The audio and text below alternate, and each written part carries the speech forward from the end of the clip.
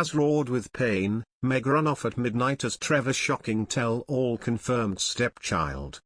Before she snagged an IRL prince, Princess Meghan Markle was married to producer Trevor Engelson. The duo dated for about 7 years before marrying in Jamaica in September 2011, then divorced in August 2013 after 2 years of marriage, with Meghan citing irreconcilable differences, according to royal biographer Andrew Morton's new book, Meghan, A Hollywood Princess.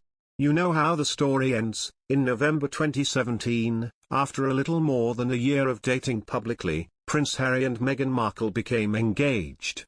Ahead of their royal wedding, North Carolina-based body language expert Blanca Cobb reveals whether she sees sparks in Meghan's previous relationship and how the bride-to-be's body language differs when she's around Prince Harry.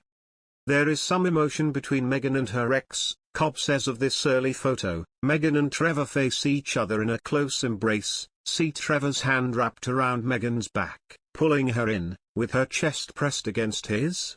You don't get that close with somebody if you don't like that person, and the closer you get, the more comfortable you are, Cobb says. To that end, she notes the stiffness in Meghan's posture. The way her upper body is twisted toward Trevor forces her to stand erect. It doesn't look natural, Cobb says. She could be trying to look at the camera or, since straightening her back in this position would give her a little bit of physical distance, she could be sending a subtle, non-verbal signal that this amount of closeness is too much. Even more notable, however, is Meghan's facial expression. It's a social, polite smile, Cobb says of the way her eyes aren't crinkling at the edges, as they do in genuine smiles. Trevor isn't exactly glowing, either. That's not a smile, and there's tension in his forehead, which suggests some kind of stress. Without a smile, there's no congruency, Cobb says, suggesting the couple wasn't emotionally in tune when this photo was taken.